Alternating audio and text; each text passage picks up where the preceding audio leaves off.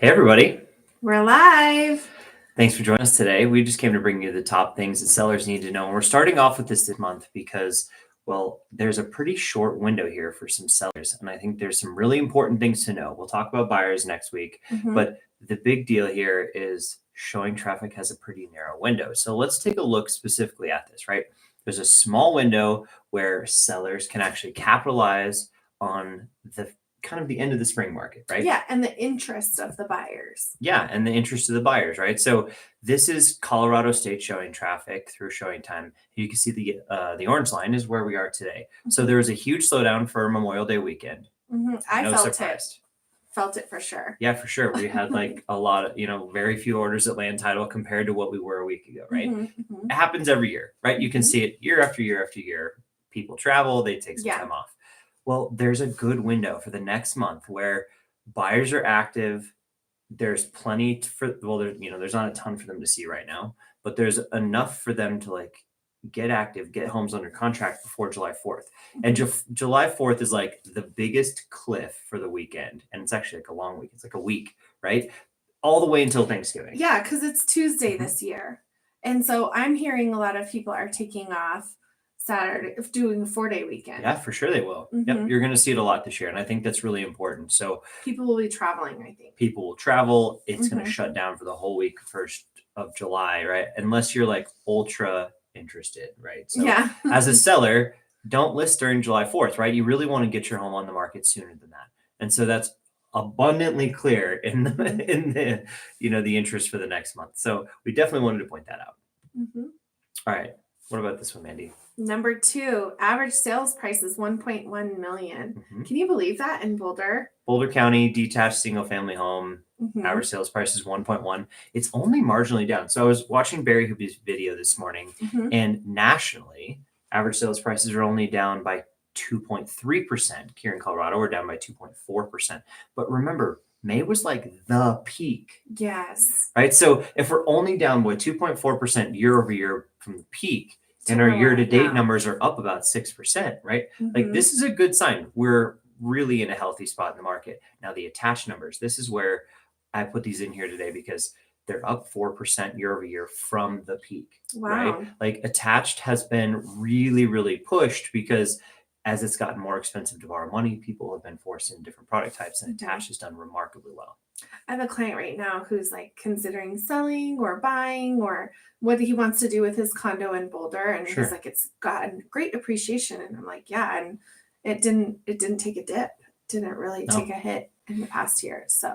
Okay. So I wrote in here that the composition of sales have dramatically changed. I've been saying this for a while. So we pulled some extra stats today to look specifically at why the composition of sales has changed and how we know that. Right now, we look by price point all the time, and there's a slowdown over $1 million. It's pretty active under $1 million, but here gives you the spelled out data, right? Dollar volume is down by 25.4% year over year, right? Wow. That's like total dollars of sales. Now, the average sales price in detached is only down 2.4%. The attached price is up 4%. So that should lean itself to dollar volume being up, right? But we know that the composition of sales has changed dramatically because the pending numbers are only down 12% in attached and 21% in detached, or vice versa, detached 12%, attached 21%. So that dollar volume void, right? This is why when you show attached average sales price at 1.1 million and it's down 2.4%, that is not really leaning itself to like what actually happened over the last year, right? We're buying and selling different products because 25% drop in total dollar volume means we're buying cheaper homes, right? We're buying more attached product. So that being said, here we are in a position where if you have those homes, you're in a really opportune time to capitalize on that. If you have those $2-3 million homes, or what if you want to move into a $2-3 million home? If you're in a position to do that, you might have some trade-up opportunity here in the next 6 months or now, right? Yeah. So it's exciting stuff. And I wanted to spell it out because I think it's very important for us to pinpoint why we keep saying the things we're saying. Right. Nice. All right. So here's the visualization of it, right? This is probably a lot easier to digest than all of my stats. But you can see, as we've kind of peeked through the spring market, you can see that average sales price is kind of trending down a little bit, but also following very similar to a year ago. I would expect this to continue kind of on its path, right? It looks pretty good. 1.1 million, still an incredible number for Boulder County for the attached product. The median is 850. It's basically where it was last month. That median number being so far off, but the average is still a lot higher, really shows us that composition of sales is taking place. Yeah, looks good. All right, and then condos, townhouses.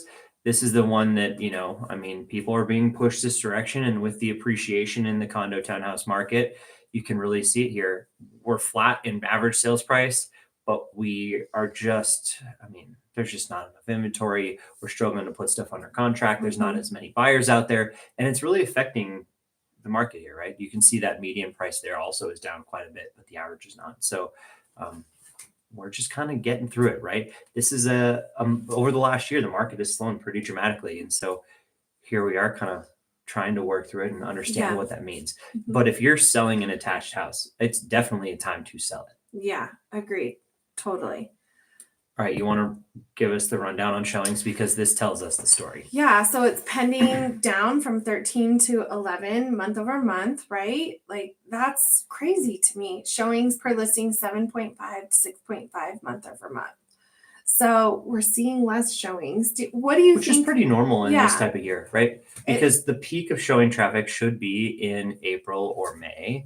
And so April was definitely the peak for this year, which is not a big deal, right?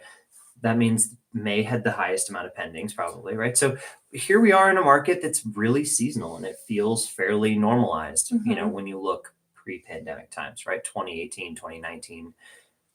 I mean, this just is not a lot of buyer activity. I think that's the one thing you need to understand as a seller is you can absolutely get your house sold because there's not a lot on the market.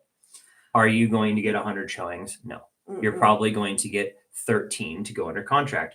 Or if you have a house that's kind of been sitting on the market and you're looking at this, you go, oh, well, we haven't had enough showings through. So maybe we just need to give it some time because a lot of times there's only 6.5 showings per listing on the market this month, but it takes 13 showings to sell it or at least put it under contract on average, right? So obviously we're using averages here, but it's important to know that, you're not going to feel 40 showings in a weekend and go under contract maybe in the first week or two. That's very likely that it happens if you're in that really lower price point, kind of that price band, which is the most popular, maybe attached or something. Yeah. But if you're in just $1 million home in Boulder County or $1.2 million home on Boulder County, it might take you a while to get these showings. Yep. And make sure that those showings are looking really pristine, For sure. If you it's really important. Yeah, it's really important because you're not going to be out all weekend. Right. Well, if you only get 6.5 chances in a month, they better be really good. Yeah. Right. Exactly. And I think that's really important. Well, tell us a little bit about the market today. Yeah. So rates have gotten a little bit better. Finally, we negotiated the debt ceiling. So that's coming through with Congress. So It's great. That was definitely a hit to interest rates. But we're rebounding from last week. So we're showing improvement each day, which is really helpful. We had some experts this week at Fairway talking about how they thought that the interest rates could take a little bit longer to come down. So if you're a seller, just know that, you may not be, I would say don't wait for interest rates to come down because we want them to come down and we predict that they will come down and most experts agree, but it's probably not going to be a windfall right away. And so I would say get your house on the market, try to capture as many eyes on your house as you possibly can, and get as many people through the door as you can too.